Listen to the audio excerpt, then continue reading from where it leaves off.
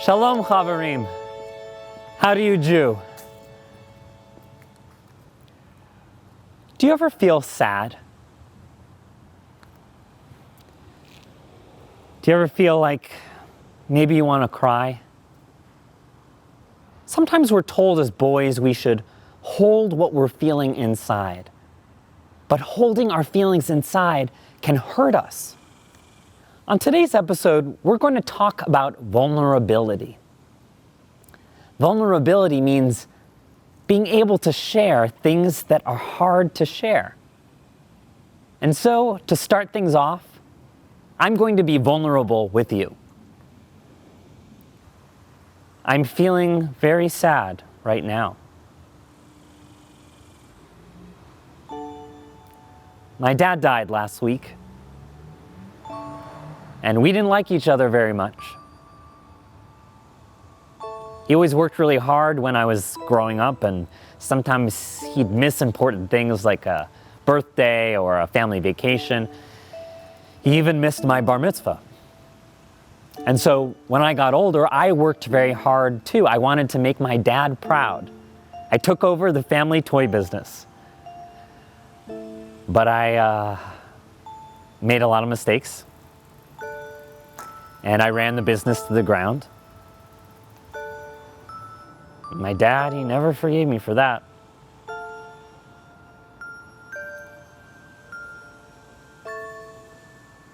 I'm sorry if this makes you uncomfortable, Chavarim. Vulnerability can be uncomfortable, but it's an important part of being a Jewish man. So let's head on into the toy chest. And together, we'll ask the question, how do you Jew?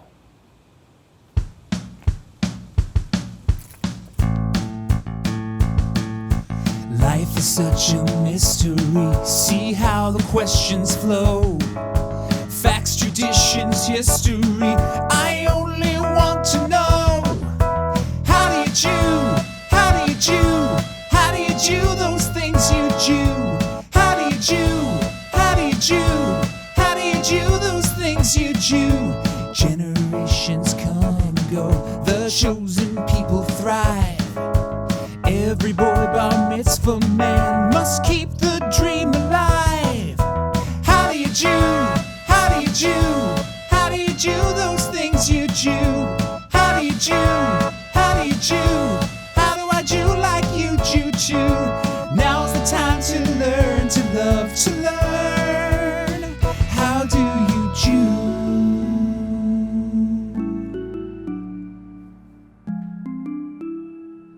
Hi there, Mr. Potato Head. So, how did it go? Did he leave you anything? The lawyer just gave me this. What's in there? My part of the will. You didn't open it yet? Not yet. Huh. Okay.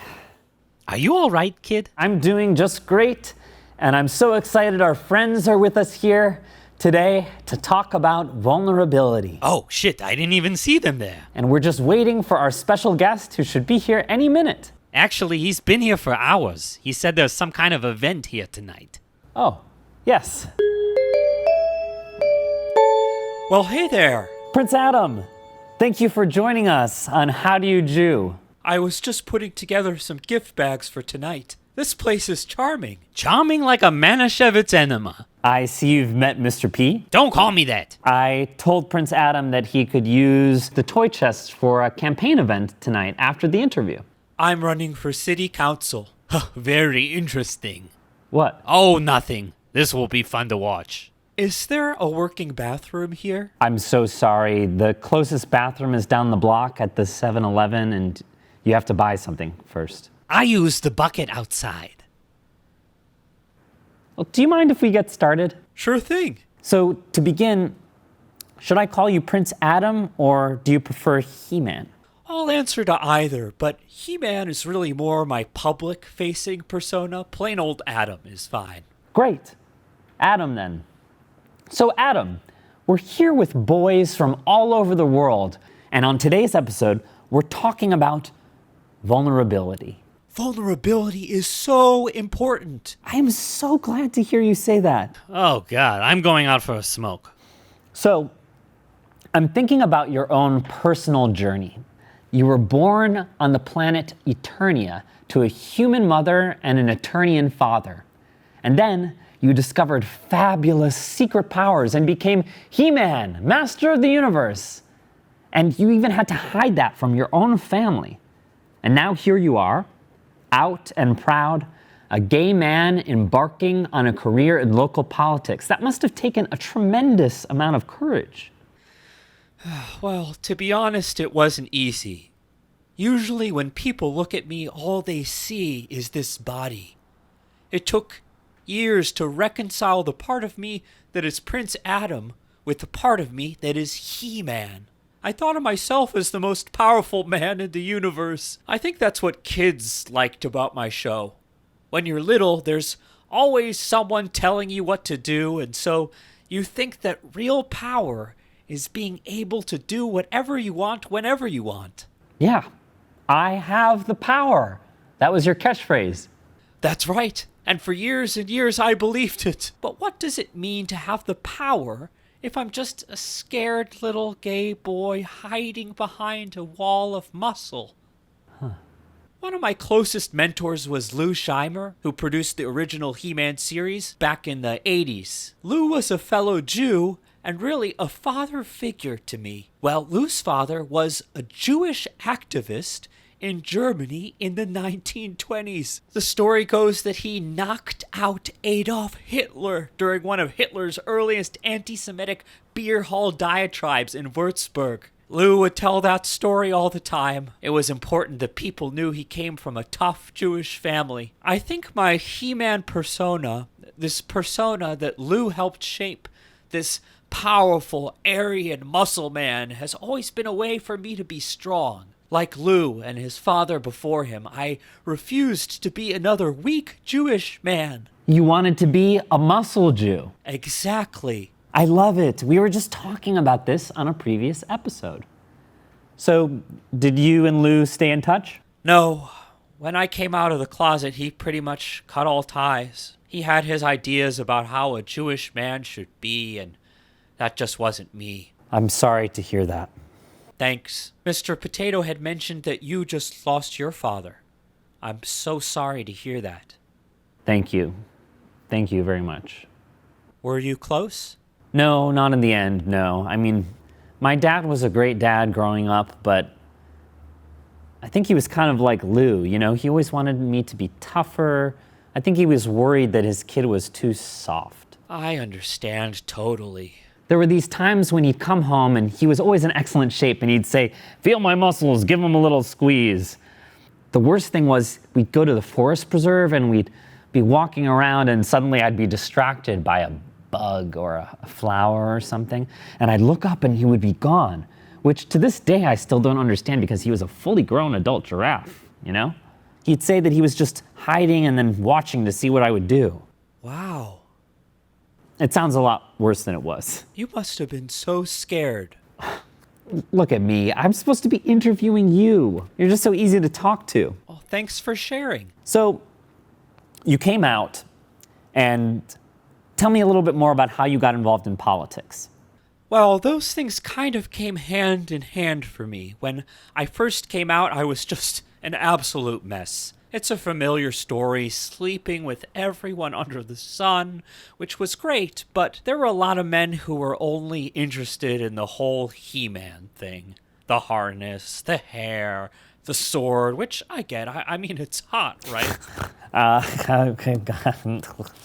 Sorry, is it okay that I'm talking about this? Oh, yeah. I think it's fine. It's important to be open about our sexuality. And this is an episode about vulnerability, after all. Great! I had never asked, do I want to wear the harness? It sounds so small, even silly, but those are the moments, right? Yeah, I know exactly what you're talking about. I started to turn my life around. For the first time, I wanted to be vulnerable. I wanted people to see me for me, not just as He-Man, master of the universe, but as Prince Adam, a gay man with an open heart and so much love to give.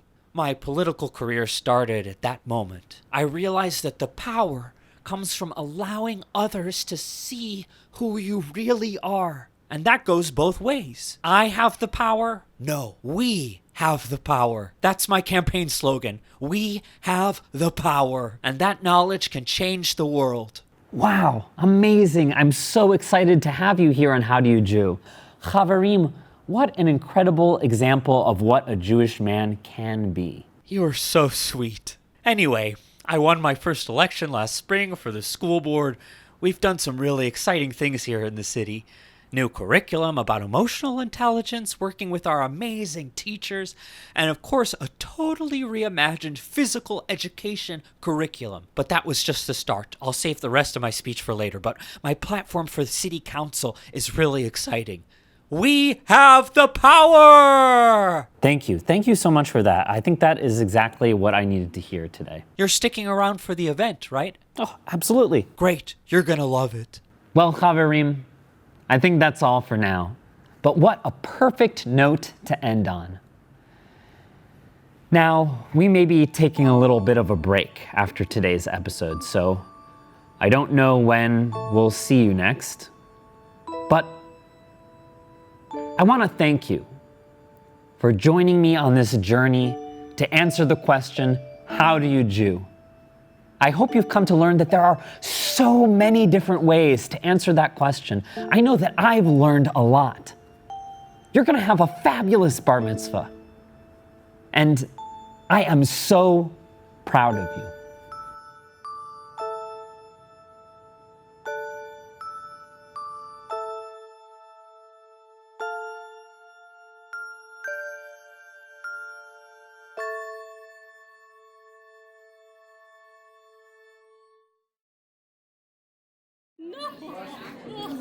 Yes, darling, yes.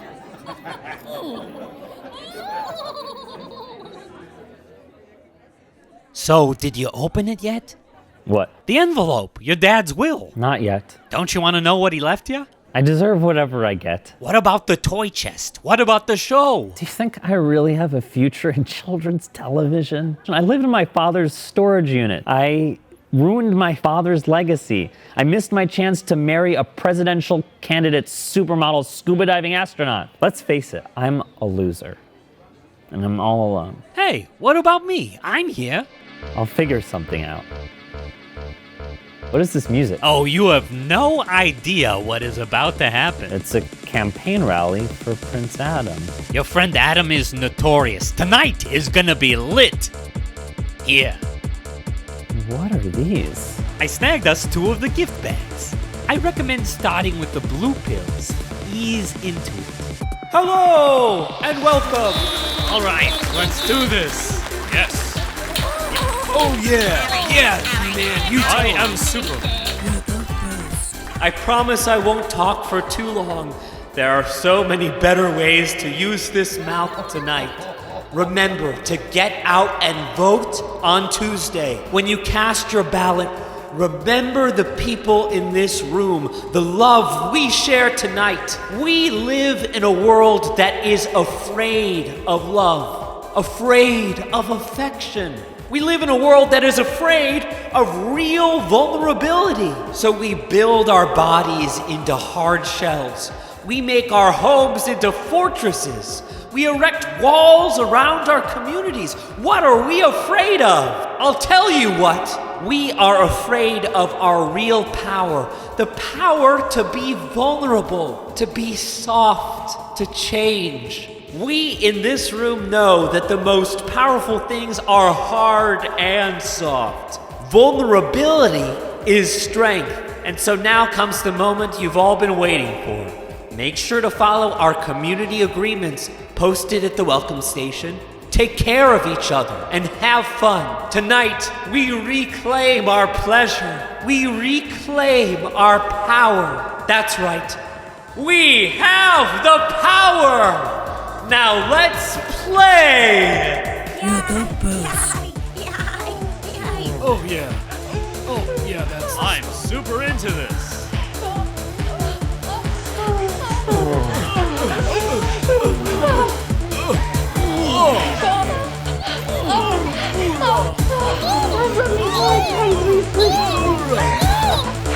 Superman to penetrate.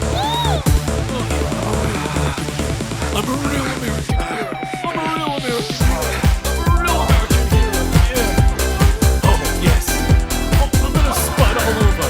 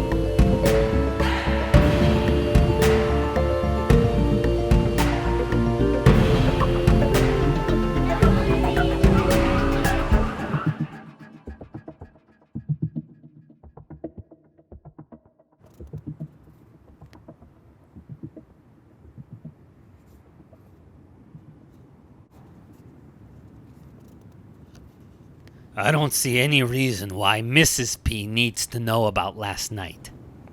My lips are sealed. You opened it. What does it say? He left me nothing. No business, no money. The toy chest is gone. That's it for the show. Shit. You know what? I think it's okay. All my life, everything was always his. And now I could go out and have something that's mine. Just mine. Hey, take this.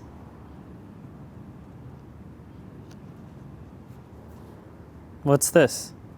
A little something to get you started. It's a belated bar mitzvah present. 18 for Chai. Life.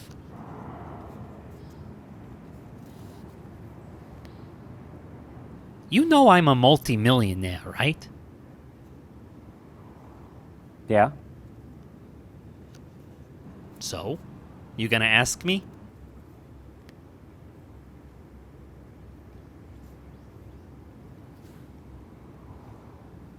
Will you produce my show? I'll think about it.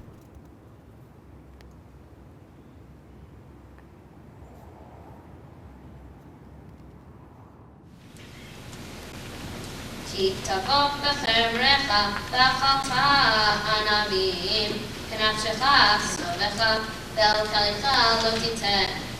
כי תבוא בחמת פריך וכתבת מלילות בידיך, וכרמש לא תניב על חמת פריך. I was looking at you, Mason, and seeing myself. It dawned on me that today is one of those ritual events celebrating not only the Jewish tradition of manhood, but the continuing cycle of life. And last, I'd like to thank my father for torturing and teasing me all these years to, quote, prepare, unquote, me for life. Enough already. I'm already prepared. Put your hands together. Let's give it up and make a little noise for our men of the day, Mason Rosenthal and Michael Cherney.